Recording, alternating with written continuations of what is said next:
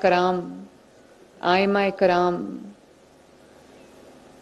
میرے بھائی بزرگ، امام مساجد، خواتین و حضرات، السلام علیکم۔ آپ سب کا آج یہاں پر تشریف لانے کا بہت بہت شکریہ۔ میں اپنے بھائی خواجہ سلمان رفیق کا بھی شکریہ ادا کرتی ہوں، ان کو شاباش بھی دیتی ہوں کہ انہوں نے آج کی یہ محفل کو اور جس مقصد کے لیے آج ہم یہاں پر جمع ہیں انہوں نے اس میں اپنا پورا حصہ ڈالا، اور آج کی محفل ہے اس کو یقینی بنایا اور مجھے آپ سے ملاقات کا شرف بھی بخشا۔ میں جو سیکریٹری ہوم ہیں ڈاکٹر احمد جاوید قاضی صاحب، ایک بہت فائن انسان ہے، میں ان کا بھی شکریہ ادا کرنا چاہتی ہوں۔ میں تمام قانون نافذ کرنے والے ادارے جس میں پولیس شامل ہے، آئی جی پنجاب یہاں تشریف رکھتے ہیں، ان کا شکریہ ادا کرنا چاہتی ہوں۔ اے آئی جی وسیم جو سی ٹی ڈی کے ہیڈ ہیں، ان کا شکریہ ادا کرنا چاہتی ہوں۔ اسپیشل برانچ کا شکریہ بھی ادا کرنا چاہتی ہوں۔ محکمہ اوقاف کا شکریہ ادا کرنا چاہتی ہوں۔ ضلعی انتظامیہ جو ہمارے ڈپٹی کمشنرز ہیں ان کا شکریہ ادا کرنا چاہتی ہوں، اور جو بینک آف پنجاب کا شکریہ ادا کرنا چاہتی ہوں، ظفر صاحب کا شکریہ ادا کرنا چاہتی ہوں جنہوں نے اس کار خیر کو یقینی بنایا۔ میرے بہت محترم بھائیوں اور بزرگوں، آپ نے میری تقریر کا بھی وہ کچھ حصے سنے ہوں گے جس میں یہ کہہ رہی ہوں کہ آپ سب بہت احترام کے لائق ہیں، احترام کے قابل ہیں، اور دوبارہ ریپیٹ کروں گی وہ الفاظ جو آپ نے ابھی ویڈیو میں بھی دیکھے کہ جب کوئی مسئلہ درپیش ہوتا ہے تو ہم سب آپ کی طرف دیکھتے ہیں اور ہم یہ کہتے ہیں کہ جو امام مسجد ہے اس سے فیصلہ کروا لو۔ آپ یقین جانیں دل سے میں آپ کا احترام کرتی ہوں، کیونکہ آپ وہ لوگ ہیں جو صبح سب سے پہلے اٹھتے ہیں، اذان دیتے ہیں، نماز پڑھاتے ہیں، لوگوں کو اللہ تعالیٰ کی جو عبادت ہے اس کے لیے آواز دیتے ہیں۔ آپ کی جو صبح سویرے جو صدائیں ہوتی ہیں اس میں لوگوں کو اللہ تعالیٰ کی طرف بلانا اور پھر قرآن پاک کی تلاوت کرنا، قرات کرنا اور اس سے لوگوں کے دلوں کو روشن کرنا، یہ چاہے کوئی غمی کا موقع ہو، کوئی نکاح کا، خوشی کا موقع ہو، آپ ہر جگہ پہ، ہر موقع پہ ہماری رہنمائی کرتے ہیں۔ لیکن مجھے افسوس اس بات کا بھی ہے کہ شاید آپ کی جو معاشرے میں جس طرح کی وہ جگہ ہونی چاہیے تھی، وہ شاید ہمارا فیلئر ہے کہ ہم وہ دینے سے قاصر رہیں۔ مجھے اندازہ نہیں تھا جب ہم نے یہ کام شروع کیا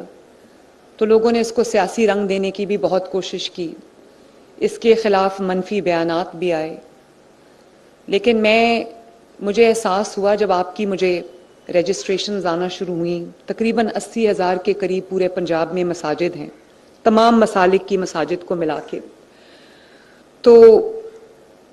جب آپ کی مجھے رجسٹریشنز آنا شروع ہوئیں، آپ کا رسپانس مجھے آنا شروع ہوا، تو مجھے احساس ہوا کہ یہ جو ایک آپ کی خدمات کا اور آپ کی ایک جو دن بھر آپ ایک جو کام انجام دیتے ہیں اس کی جو پہچان ہے وہ آپ کو شاید اس طرح سے نہیں مل پاتی۔ تو مجھے یہ حیرت ہوئی کہ 70,000 کے 80,000 کے قریب مساجد ہیں، 70,000 مساجد کی طرف سے مجھے امام جو مساجد ہیں، حضرات ہیں، ان کی طرف سے مجھے جواب آیا، اور جب میں پتہ کرنا شروع کیا تو مجھے احساس ہوا اس چیز کا کہ وہ لوگ جو ایک معاشرے میں پلر کی حیثیت رکھتے ہیں، جیسے میں نے کہا خوشی کے موقع پہ، غم کے موقع پہ، کوئی سوال ہو، کچھ ہو، ہم آپ کی طرف دیکھتے ہیں، ہم امام مسجد کی طرف دیکھتے ہیں اور اس کو ایک دین کا علمبردار سمجھتے ہیں. تو مجھے یہ پتا چلا کہ ابھی بھی اس وقت میں 2026 میں ابھی بھی بہت سارے مساجد کے جو امام حضرات ہیں ان کو ابھی بھی 5,000 روپیہ مہینہ ملتا ہے. جو اتنی بڑی بڑی خدمات انجام دیتے ہیں ان کو 5,000 روپیہ مہینہ ملتا ہے. ابھی آپ دیکھ رہے ہوں گے کہ جو مجھ سے اعزازیہ کارڈ وصول کر رہے تھے، اعزاز ان کا تو نہیں ہے، اعزاز تو میرا ہے کہ اللہ تعالیٰ نے مجھے یہ خدمت کا موقع دیا. تو میں ان سے پوچھا کہ آپ کی تنخواہ کا یا آپ کی جو مالی معاونت ہے اس کا کیا بندوبست ہے. ایک ہی جواب آیا. 4-5 حضرات سے میں نے ابھی بات کی آپ کے سامنے. ایک ہی جواب آیا کہ مہینے کے آخر میں ایک آواز لگائی جاتی ہے کہ جو امام مسجد ہے اس کی تنخواہ میں اپنا حصہ ڈالیں. تو کوئی 100 روپیہ دیتا ہے، کوئی 200 روپیہ دیتا ہے، کوئی 50 روپے دیتا ہے. تو میں نے پوچھا کہ کل ملا کے مہینے کا کتنا بن جاتا ہے. کسی نے مجھے 10,000 کہا، کسی نے 5,000 کہا. تو مجھے میرا دل بہت دکھ بھی گیا. میں نے سوچا کہ جو ہمارے لیے اتنا بڑا احترام کا مقام ہے، ہمیں جن کی تکریم کا درس بھی دیا جاتا ہے، جو ہمارے لیے مذہب کا ایک روشن چہرہ ہے، تو مجھے افسوس ہوا اس بات کا کہ صدا لگا کے ان کے لیے جو مہینے کا ایک ان کا جیب خرچ ہے یا جو ان کے خرچ ہے وہ اکٹھا کیا جاتا ہے. اور ظاہر ہے آپ کے بھی وہی خرچے ہیں، آپ کے بچے ہیں، آپ کے ماں باپ ہیں، آپ کے گھر والے ہیں، آپ کے کچن کا خرچہ ہے، آپ کے بجلی کے بل ہیں، آپ کے گیس کے بل ہیں، اور جن کے پاس کوئی سواری ہے اس کے لیے پیٹرول ڈیزل کے بل ہیں. تو مجھے احساس ہے کہ یہ آپ کے لیے کتنا مشکل کام ہے کہ جو روزمرہ کے جو خرچے ہیں، ماہانہ جو اپنے خرچے ہیں ان کو پورا کرنا مشکل کام ہے. تو یہ ایک بہت چھوٹی سی رقم ہے، 25,000 روپیہ مہینہ. ہم نے 15,000 سے بات شروع کی تو میرے والد نے کہا کہ جو امام حضرات ہیں وہ بڑے لوگ ہوتے ہیں، تو 15,000 تو بالکل نہیں، آپ کم از کم 25,000 سے ان کا آغاز کریں. تو یہ کوئی 20 ارب روپیہ جو سالانہ ہے یہ اس کا منصوبہ ہے. لیکن ابھی فیبرری سے انشاءاللہ فروری کے آخر سے ہم آپ کو پراپر بینک آف پنجاب کے کارڈز کے ذریعے یہ ماہانہ جو 25,000 کی اماؤنٹ ہے یہ ہم آپ کو منتقل کریں گے آپ کے بینک اکاؤنٹس میں. آپ کے جو تمام 70,000 کے قریب جو امام صاحبان ہیں ان کے بینک اکاؤنٹس ہمارے پاس کھل گئے ہیں، اور وہ آپ کو ہم کارڈ کے ذریعے، جس کا نام اعزازیہ کارڈ ہے برائے امام مسجد، وہ ہم آپ کو اس کے ذریعے ٹرانسفر کریں گے. لیکن جب تک آپ کے کارڈز بن رہے ہیں اور یہ پروسیجر اپنا ٹائم لے رہا ہے، تب تک آپ کو پے آرڈر کے ذریعے انشاءاللہ تعالی یہ جو آپ کا حق ہے، چھوٹی رقم ہے لیکن چلیں تھوڑی بہت اس سے اگر آپ کی زندگی میں آسودگی آسانی آ سکتی ہے تو میرا خیال ہے کہ میری اس سے بڑی خوش نصیبی اور کوئی نہیں ہے. اور میں عوام سے بھی، ٹی وی کی، میڈیا کی وساطت سے، آپ سب کی وساطت سے، آپ کے علماء کرام یہاں پر آج تشریف رکھتے ہیں، آپ کے بڑے یہاں پر آج تشریف رکھتے ہیں، تو میں سب سے یہ کہوں گی کہ یہ ایک معاونت جو 25,000 روپیہ ہے یہ زیادہ نہیں ہے. تو جو محلے کی جو مساجد ہیں، جو ہماری مساجد کی انتظامیہ ہے، وہ جو آپ کے لیے بندوبست کرتی ہیں اس کو نہ روکا جائے. یہ ان ایڈیشن ٹو دیٹ ہونا چاہیے، یہ اس کی ریپلیسمنٹ نہیں ہے. تو یہ میری ایک آپ سے گزارش ہے. اور بینک آف پنجاب کے جو اے ٹی ایم لنکس ہیں ان کے ذریعے بھی آپ یہ رقم نکلوا سکتے ہیں، یہ سہولت آپ کو دستیاب ہے. اور انشاءاللہ تعالی فروری 2026 میں آپ کو یہ وزیر اعلیٰ پنجاب اعزازیہ کارڈ برائے آئمہ مساجد صاحبان یہ آپ کو مل جائے گا. تو آئندہ انشاءاللہ تعالی یہ جدید خطوط پر یہ آسان اور شفاف جو ادائیگی کا نظام ہے وہ ہم نے ترتیب دے دیا ہے. میں ایک اور بات بھی آپ سے کرنا چاہتی ہوں. اور وہ یہ ہے کہ آپ ہماری تربیت بھی کرتے ہیں، حکمرانوں کی تربیت بھی کرتے ہیں، اپنے ارد گرد بسنے والوں کی، آپ کی جو مساجد میں نماز کے لیے لوگ آتے ہیں ان کی بھی تربیت کرتے ہیں، خطبات کے ذریعے تربیت کرتے ہیں لوگوں کی، اور آپ حقوق اللہ کو بہت بہتر طریقے سے جانتے ہیں. لیکن میں یہ سمجھتی ہوں کہ جو حکومت ہے اس کا اور آپ کا ایک بہت کلوز کنیکشن اور ایک بہت کلوز رابطہ ہونا چاہیے. اس کی وجہ یہ ہے کہ یہ تو آپ کے لیے ایک چھوٹا سا نذرانہ ہے، چھوٹا سا ہدیہ ہے، چھوٹا سا تحفہ ہے، لیکن یہ جو قریبی رابطہ علماء اکرام اور امام مسجد کے اور عوام کے درمیان ہے، حکومت کے درمیان ہے، اس کو اور زیادہ مضبوط ہونا چاہیے. کیونکہ بہت سے کام ایسے ہیں جو ہم اپنے تئیں اپنی عقل کے مطابق، اپنی جو دانش کے مطابق کرتے ہیں، لیکن بہت ساری جگہوں پر حکومت کو بھی، مجھے بھی اللہ تعالیٰ نے یہ عوام کی خدمت کا فریضہ سونپا ہے، تو مجھے بھی آپ کی معاونت کی ضرورت پڑتی ہے، مجھے آپ کی مشاورت کی ضرورت پڑتی ہے. بہت جگہوں پر آپ کی نشاندہی سے ہمارے معاملات میں بھی، حکومتی معاملات میں بھی بہتری آ سکتی ہے. اور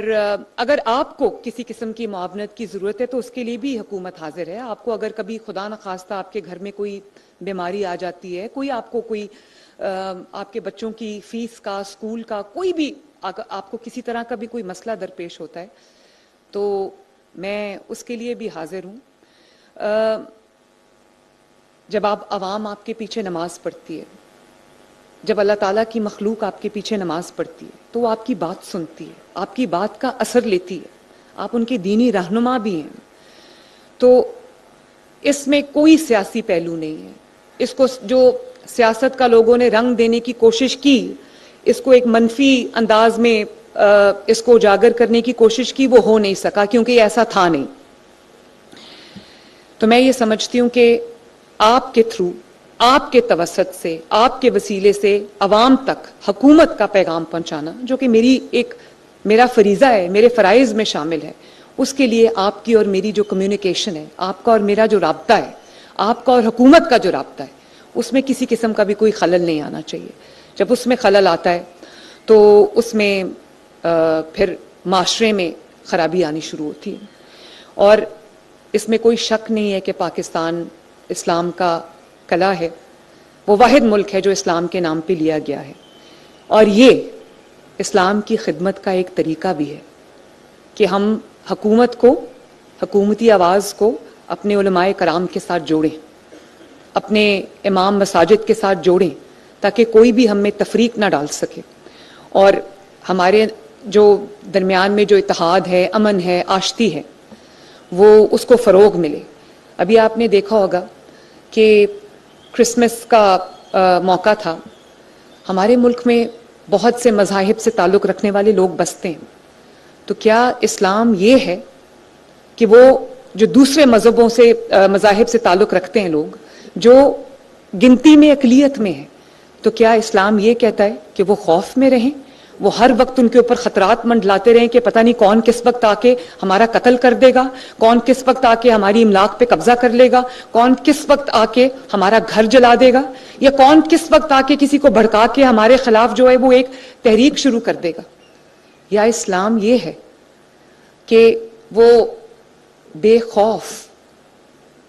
کسی خطرے سے خالی ہو کر، سکون کے ساتھ، خوشیوں کے ساتھ ہمارے ملک میں، ہمارے درمیان اپنی زندگی گزار سکیں؟ ایک حدیث جو مجھے بہت پسند ہے، اس کا یہ مفہوم ہے، مجھے حدیث کے الفاظ یاد نہیں ہیں لیکن اس کا ایک مفہوم ہے کہ اگر کوئی کسی غیر مسلم کی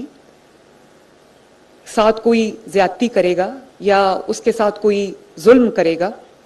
یا اس پہ قبضہ کرے گا، مفہوم بتا رہی ہوں، تو میں قیامت کے دن غیر مسلم کی طرف سے وکیل ہوں گا. اس سے بڑی اور کیا بات ہو سکتی ہے؟ اور خود اللہ تعالیٰ کے نبی صلی اللہ علیہ وسلم نے حکم دیا، ہمارے قرآن میں اس کی تعلیم ہے کہ کسی کے مذہب کو برا نہ کہو تاکہ وہ تمہارے مذہب کی بھی عزت کرے. تو ہمیں یہ آپ کے ذریعے پیغام جانا چاہیے کہ جو مذہبی منافرت ہے، جو تقسیم ہے، اس کو روکنا خدا کے واسطے یہ آپ سب کی ذمہ داری ہے، یہ علماء کرام کی ذمہ داری ہے. تاکہ ہمارا جو معاشرہ ہے وہ امن کا، آشتی کا گہوارہ بن سکے. اور پھر بہت افسوس کے ساتھ کئی بار مجھے یہ کہنا بھی پڑتا ہے، اس کے خلاف مجھے سخت اقدامات اٹھانے پڑتے ہیں کہ کئی لوگ مذہب کے نام پر اس قسم کی انہوں نے ایک فتنہ جو ہے وہ اس کو فروغ دیا، اور ہمارے جو معاشرے میں جو بے رحمی سے ہمارے معاشرے کو انہوں نے تار تار کیا. احتجاج کے نام پہ انہوں نے ریاست کو یرغمال بنایا، اور قانون کے محافظوں کے، ہمارے پولیس کے نوجوان، قانون نافذ کرنے والے اداروں کے نوجوان، رینجرز کے نوجوان کو انہوں نے شہید کیا، بے گناہ ان کا خون بہایا. وہ قانون نافذ کرنے والے اداروں کے جوان، پولیس کے جوان جو اپنی ڈیوٹیز پہ کھڑے تھے، آپ کے محافظ بن کے کھڑے تھے، آپ کی جانوں کے محافظ بن کے کھڑے تھے، آپ کی نسلوں کے، آپ کے بچوں کے، آپ کے خاندان کے، آپ کے گلی کے، محلے کے، آپ کی املاک کے محافظ بن کے کھڑے تھے، ان کے گھروں میں آج صفِ ماتم بچھی ہے. ان کے گھروں سے کمانے والے جا چکے ہیں، شہید ہو چکے ہیں. اور وہی ستھرا پنجاب کی گاڑیاں جو ہمارے گلیوں کو صاف کرتی ہیں، ہمارے محلوں کو صاف کرتی ہیں، ہماری شاہراہوں کو صاف کرتی ہیں، ہمارے شہروں کو صاف کرتی ہیں، اور کوڑا جو تلف کرتی ہیں ان کو جلا دیا گیا، ان کو نذر آتش کر دیا گیا، اور لوگوں کی املاک جلا دی گئی، لوگوں کے روزگار بند کر دیے، لوگوں کے جو آمد و رفت کے راستے جو ہیں وہ بند کر دیے، گھروں کو ویران کیا. اور وہ اپنے آپ کو ایک مذہبی جماعت کا نام دیتے ہیں. قرآن میں اللہ تعالیٰ کہتا ہے کہ اللہ تعالیٰ فساد کو پسند نہیں کرتا، اللہ تعالیٰ فتنے کو پسند نہیں کرتا. تو اگر یہ فتنہ نہیں ہے لوگوں کی زندگی ان پہ تنگ کر دینا، اللہ تعالیٰ کی زمین لوگوں پر تنگ کر دینا، بے گناہ لوگوں کو شہید کرنا، ان کا خون بہانا، ان کے کاروبار کو نقصان پہنچانا، املاک کو نقصان پہنچانا، اسٹیٹ کی امانت کو، عوام کی امانت کو نقصان پہنچانا، ان کی گاڑیوں کو، موٹر بائکس کو نذر آتش کر دینا، اگر یہ فتنہ نہیں تو اور فتنہ کس کو کہتے ہیں؟ تو اس فتنے کی جو سرکوبی ہے وہ صرف حکومت کا کام نہیں ہے، اس میں مجھے آپ کی لمحہ بلمحہ معاونت کی ضرورت ہے. آپ اپنے آپ کو، جو یقین مانے دین کی اس سے بڑی خیانت کوئی نہیں ہے کہ کوئی دین کا نام استعمال کرے اور فتنے کو فروغ دے. اور پھر آپ یہ دیکھیں کہ جو ڈیوٹی پہ گئے تھے لوگ، جو شہید نہیں ہوئے، ڈیوٹی بیچارے اپنی کر رہے تھے، اپنی ریاست کو، اپنے عوام کو جو ہے وہ ان کی حفاظت پہ مامور تھے. جن کو شہید نہیں کیا گیا ان کو اپاہج کر دیا گیا، ساری زندگی کے لیے ان کو جو ہے ان سے ان کا روزگار، ان سے ان کی زندگی چھین لی گئی. تو یہ فتنہ نہیں تو اور کیا ہے؟ اس فتنے کو برا کہنا، اور آپ یقین کریں صرف دل میں برا جاننا ایمان کا سب سے کمزور درجہ ہے. یہ معاشرے کے لیے زہر ہے، یہ انسانیت کا قتل ہے. اپنی صفوں کو خدا را، جب لوگوں کو مشکلات آتی ہیں تو لوگ اپنے مذہب کی طرف دیکھتے ہیں، لوگ اللہ تعالیٰ کی طرف دیکھتے ہیں، اللہ تعالیٰ کے جو دین کی بات کرنے والے ہیں لوگ ان کی طرف دیکھتے ہیں. قرآن نے بھی فساد کی مذمت کی ہے، حدیث نے بھی فساد کی مذمت کی ہے، اور سخت ترین الفاظ میں کی ہے. تو میں آپ سے یہ ریکویسٹ کرنا چاہوں گی، آپ سے یہ بہت ادب کے ساتھ یہ گزارش کرنا چاہوں گی کہ فتنہ، ظلم، زیادتی چاہے کسی بھی رنگ میں ہو، کسی بھی ظالم چاہے کسی بھی جنس سے ہو، کسی بھی رنگ و نسل سے ہو، ریاست کو اس کو کٹہرے میں لا کے کھڑا کرنا اور مظلومین کو انصاف دلانا ریاست کی ذمہ داری ہے، جو ریاست پوری قوت کے ساتھ کرے گی انشاءاللہ تعالی. اور ریاست اپنے شہداء کے خون کا حساب بھی لے گی. ریاست یہ اپنے لوگوں کا، آپ کی زندگیوں کو محفوظ بنانے کی ذمہ داری بھرپور طریقے سے ادا کرے گی. اور ریاست کبھی کسی کو اجازت نہیں دے گی کہ عوام کے جان اور مال کے ساتھ، ملک کی سلامتی کے ساتھ، قوم کی سلامتی کے ساتھ کوئی کھلواڑ کر سکے. یہ اجازت ہم ان کو کبھی نہیں دیں گے. اور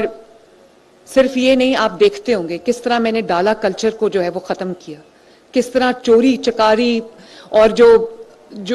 خواتین کی بے حرمتی، بچوں کی بے حرمتی، اور اسی طرح جو براڈ ڈے لائٹ میں جو قتل ہو رہے تھے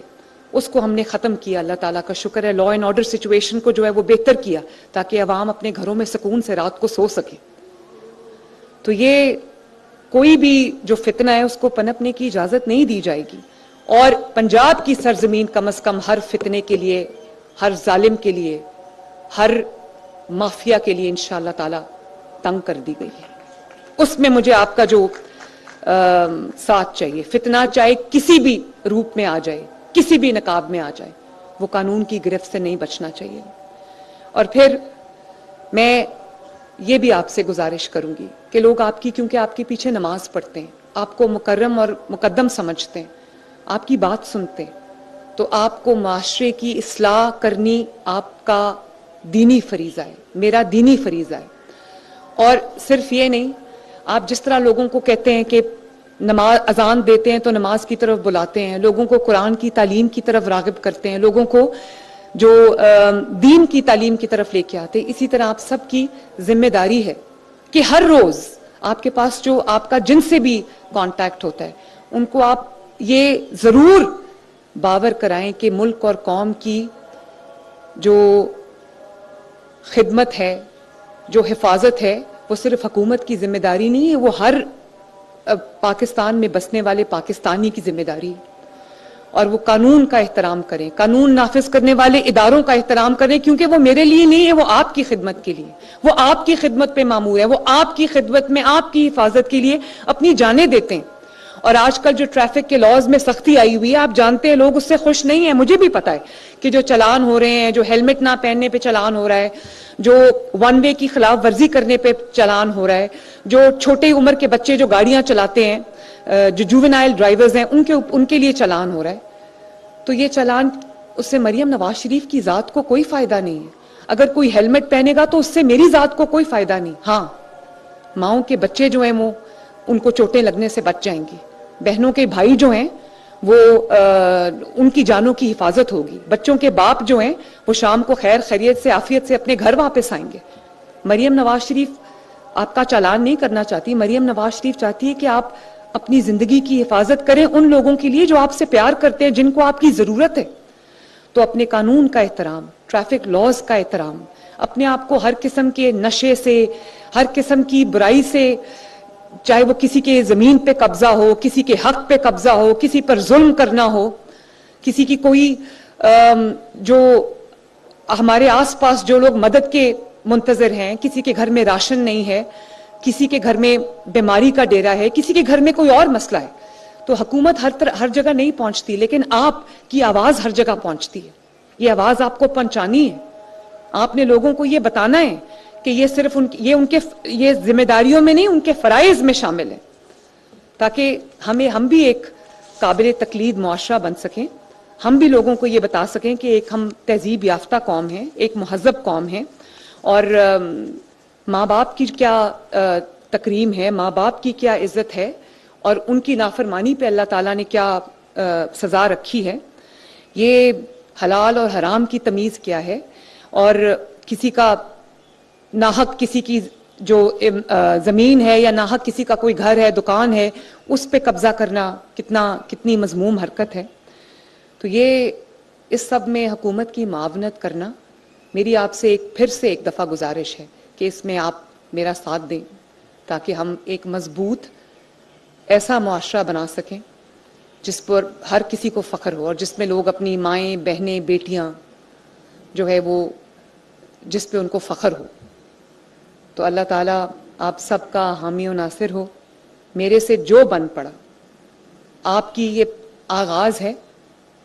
یہ کارڈ جو ہے یہ آغاز ہے. میری کوشش یہ ہوگی کہ میں بڑھ چڑھ کر انشاءاللہ تعالیٰ اس کے اندر اپنا اور بھی مزید حصہ جو ہے وہ ڈالوں. اللہ تعالیٰ ہم سب کو اپنے ملک میں عزت اور سلامتی کے ساتھ، امن اور آشتی کے ساتھ رہنے کی توفیق عطا فرمائے. اللہ تعالیٰ آپ سب کے گھروں میں، آپ کی زندگیوں میں برکت عطا فرمائے. پاکستان زندہ باد. بہت بہت شکریہ.